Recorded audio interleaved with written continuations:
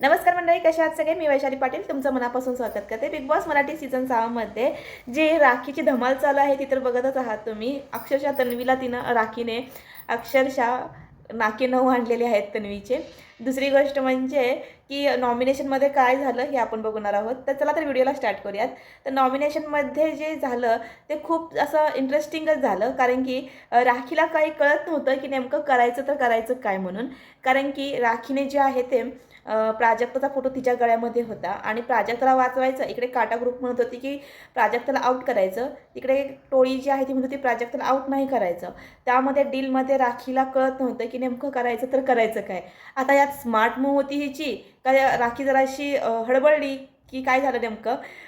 कारण की राखीला ॲक्च्युअलमध्ये प्राजक्ताला नॉमिनेट करायचं होतं, पण राखीने तिला काही नॉमिनेट केलंच नाही, म्हणजे ट्विस्ट केला एकदमच. तर काय झालं नेमकं बघूयात. तर बेसिकली टास्क असा होता की जे घोडे वगैरे ठेवलेले होते आणि पिवळ्या रेषेच्या पलीकडे जायचं होतं ज्यांना वाचवायचं आहे त्यांनी, आणि ज्यांना वाचवायचं नाही आहे त्यांनी घोड्याच्या म्हणजे जी पिवळी रेषा जी आहे त्याच्या पाठीमागे उभा राहायचं होतं. आता यामध्ये जो फर्स्ट टास्क आला त्यावेळी विशालच्या गळ्यामध्ये सागरचा फोटो होता.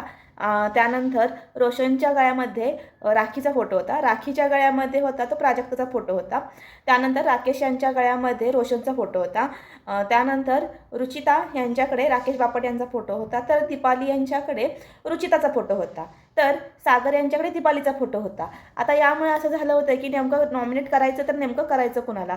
कारण की नॉमिनेट करायच्या वेळेस बरोबर सगळे एकमेकांबरोबर डील करत होते. त्यावेळेस जो राकेश बापट आहेत ते सुद्धा रोशनला म्हणले की मी तुला वाचवतो पण तू यामध्ये गेम खेळलास तर मी तुला डील देतो म्हणून, तू खेळणार आहेस की नाही म्हणून. त्यानंतर रोशन हो म्हणतो, मी चुकीच्या ठिकाणीच बोलतो. तर तेव्हा राकेश बापट म्हणतात की तुम्ही चुकीच्या ठिकाणी तर मला कधी बोलताना नाही दिसलेलात. तर त्यावेळेस तो म्हणतो की मी बोलतो म्हणून. आता इकडे जो प्राजक्ता जी आहे ती राखीबरोबर डील करत आहे की नाही का की तुम्हाला वाचव म्हणून. रुचिता जी आहे ती पण दीपालीला म्हणते की मला यामध्ये खेळायचं आहे, तू जर कॅप्टन झालीस तर मी तुला कॅप्टन्सीमध्ये मदत करते, तू जर कॅप्टन झालीस तर तुझं सगळं मी ऐकून घेईन. सगळं वाटतं जेवढं बोलता येईल रुचिताला. रुचिता खूप बोलत होती आज, छान बोलत होती रुचिता. असंच चांगला गेम खेळ, कारण की तू जे निगेटिव्ह बोलतेस ना ते कमी करून जर अशी खेळलीस तर खूप पुढे जाशील. तर इकडे आता त्यामुळे विशालकडे जो होता तो सागरचा फोटो होता, त्यामुळे सागर काय ऑटोमॅटिकली सेफ होणारच होता. त्यानंतर सागरच्या गळ्यामध्ये दीपालीचा फोटो होता. त्यामुळे दीपालींचं असं झालं होतं की मला वाचवलं तर मी तुला वाचवणार रुचिताला, त्यामुळे तू त्या सागरबरोबर डील कर, काय करायचं ते, असं दीपाली यांचं चाललं होतं.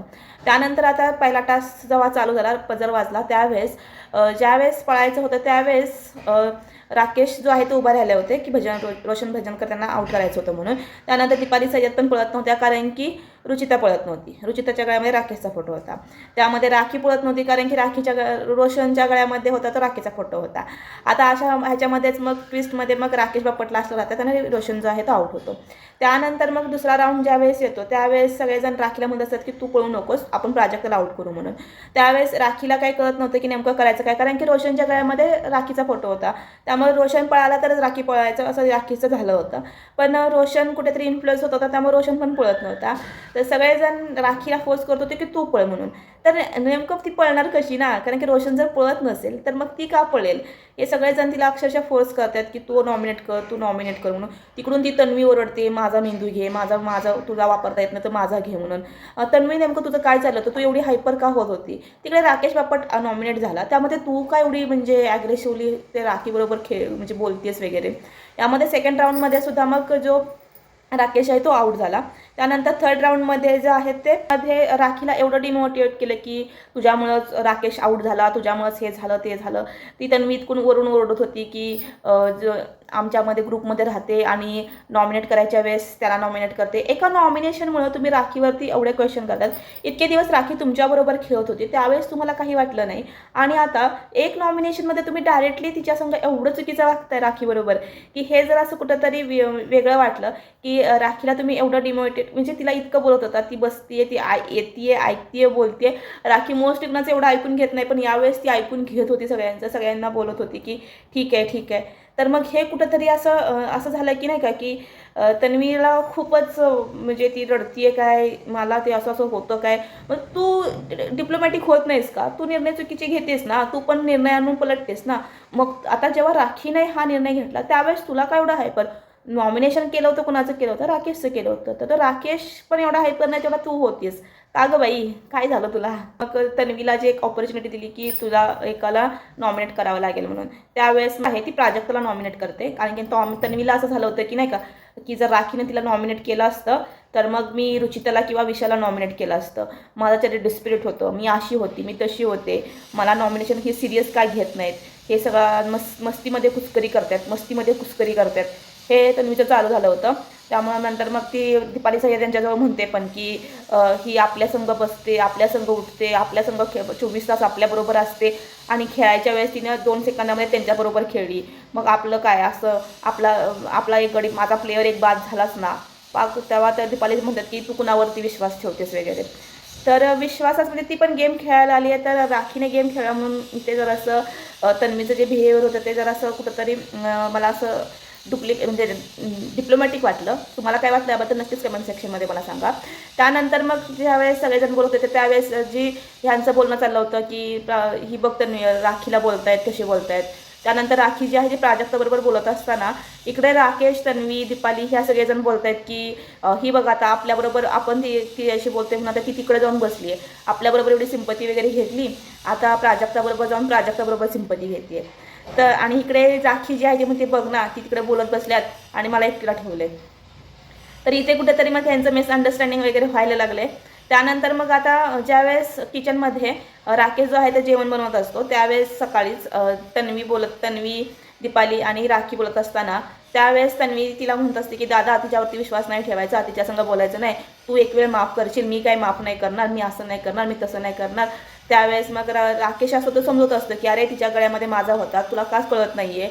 ते सगळं सांगत असताना ही तन्वी आहे ती म्हणते की तिच्यावरती विश्वास नाही ठेवायचा, तिच्यासंग बोलायचं नाही. अरे म्हणजे तन्वी तुझं काय चाललंय नेमकं, की त्याचा आणि त्याचा वन ऑन वन बोलणं चाललेलं असतं ना, तू कशाला त्याच्यामध्ये बोलतेस. तू पण जरासं थोडंसं शांत हो ना. ती त्या दोघांचं चालेल. अक्षरशः राखीच्या वयात आता असं वाटत होतं की राखी रडती का काय, एवढी राखी स्ट्रॉंग आणि राखी रडती का काय असं झालं होतं. अक्षरशः इतक्यापर्यंत बोलत होते. इकडे बाहेर जे टोळी ग्रुप आहे ती म्हणतात की तन्वी या बघ कशी बोलते, ते का बारकं पण बोलते, ते कसं काय करते बघ. इकडे परत हो प्रभूसुद्धा राखीला म्हणतोय की ओ बिग बॉस नवीन वाईल्डकार्ड राणा हा वाईल्डकार्ड फुस झाला आहे.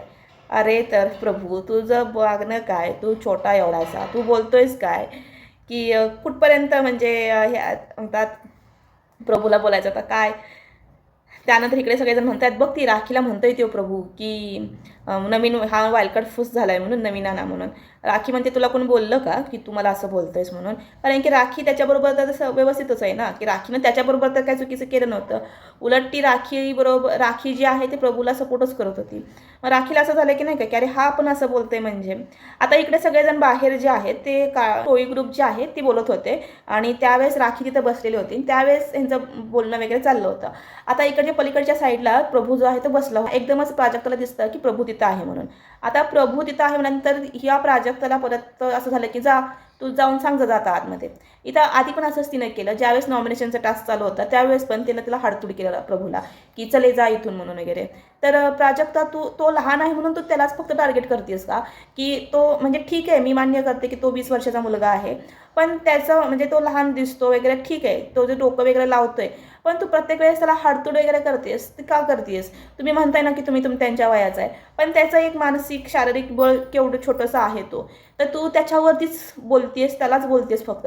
बाकीच्यांना बोलताना तू कधी दिसतच नाहीस, इतक्या वयापर्यंत बोलतेस तू त्याला, तर का बोलतेस तू. कारण की तू जात तिथं जाऊन तिकडे सगळं सांग जाता जाऊन. आणि इकडे राखी पण म्हणते त्याला नका काय बोलू जास्त, तो इकडचं तिकडं करतो पण ठीक आहे, तर त्याला नका बोलू म्हणून. त्यावेळेस मग हे सगळे आल बोलतोय, तर रुचिता बोलते, प्राजक्ता बोलते, सागर बोलते, मधून रोशन बोलते, सगळेजण त्याच्यावरती अंगावरती आपले बोलतात आणि त्याला असं झालं होतं की नाही का की मी एकटंच बोलते. आणि ते बोलून ते दमलं हो, ते गेलं आत. सांगायला. मी सांगतो त्यांना सगळ्यांना, तुम्ही मला असं म्हणताय, मी काय त्यांना सांगायला गेलो, मी काय त्यांनी काय माझा वापर करून घेतला, मी विचारतो आज जाऊन. आणि हा मग दीपालीकडे गेल्यानंतर की ही सगळी मला म्हणतात की माझा वापर करून घेतला. तर मग ती मला बडबडतात. मग इकडं दीपाली सय्यदला तो घेऊन येतो. त्यावेळेस तुम्ही म्हणते की काय तुम्ही बोलताय त्याला. तर इथे मग सगळेजण म्हणतात की तुला का बोलता येत नाही का, की तू तिला घेऊन आलायस म्हणून बोलायला.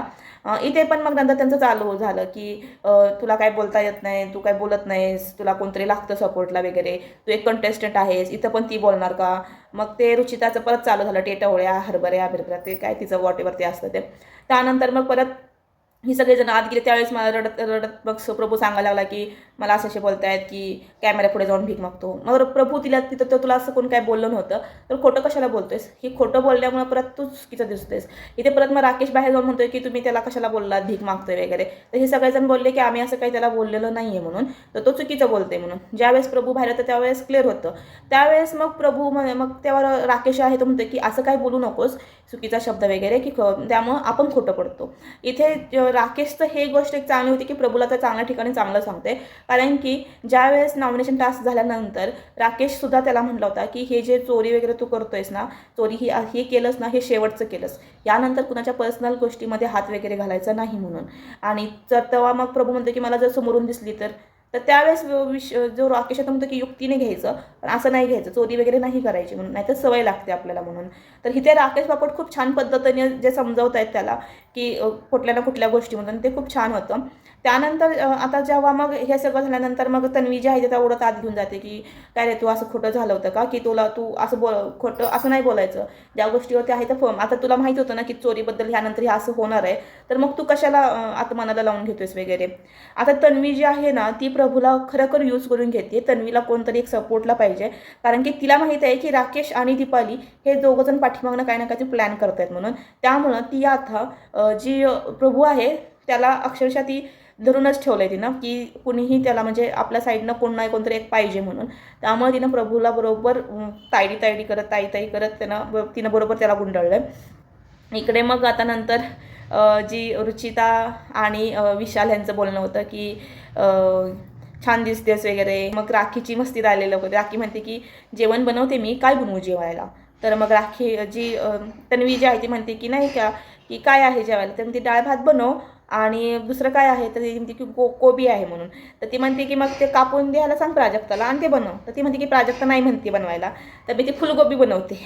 तर हिनं डायरेक्टली कोबीच घेतला आणि डायरेक्टली लावला आहे त्याला, तर फुलगोबीच बनवला आहे डायरेक्ट. हा का फुलगोबी, तूच सांगितलं होतं, कॅप्टनने सांगितलं होतं फुलगोबी बनवायचं आणि फुलगोबी बनवला आहे, खावा आता. तर हे राखी इज ग्रेट आहे. दरवेळेस मी म्हणते की कारण की हीच गोष्ट आहे की राखी दरवेळेस काही ना काहीतरी कंटेंट येत असते, काही ना काहीतरी करत असते. आता इथे जे आहे ते राकेश आणि राखीवरून सगळे एकमेकांना टिंगल ठेवल्या. त्यांचं चाललं होतं की अभिना जाओ वगैरे, ते गाणं वगैरे ते छान होतं. राखी जी आहे ती त्याच्यासंग फ्लटिंग वगैरे करत होती. इकडे प्राजक्ता आणि राकेश दोघंजण बोलत होते. त्यावेळेस सुद्धा राखी जी आहे ती म्हणते इकडे तू, प्राजक्ताला म्हणते तू बोलू नकोस, तू इकडे काय चाललंय तुझं, इथे येऊन थांब. आणि इकडे राकेश येतोय. त्यांचं ते छान चाललं होतं की इकडे जाऊन सगळेजण तिला वहिनी वहिनी म्हणतात. राकेश रोशन म्हणतो की वहिनी, तर राखी म्हणते हो, आणि परत म्हणते की माझं नाव राखी आहे, मी तुला वहिनी म्हणून मी पण तुला हो का म्हणते म्हणून. तर हे पण छान होतं. त्यानंतर मग ह्यांची मजाक मस्तीनंतर आता नवीन टास्क आलेला आहे. नवीन टास्क म्हणजे राशनचा टास्क आलेला आहे आणि प्लस कॅप्टन्सी टास्क आहे. त्यामध्ये आता त्यांना शाळेची जी थीम आहे त्याच्यावरती टास्क दिलेला आहे. तर आता शाळेचा टास्क जेव्हा असतो त्यावेळेस मजा तर येतेच, खूप छान असतो त्यात. तर बघूया नेमकं काय होतं आहे. तर व्हिडिओ आवडला तर नक्कीच लाईक करा, सबस्क्राईब करा आणि शेअर करा. धन्यवाद.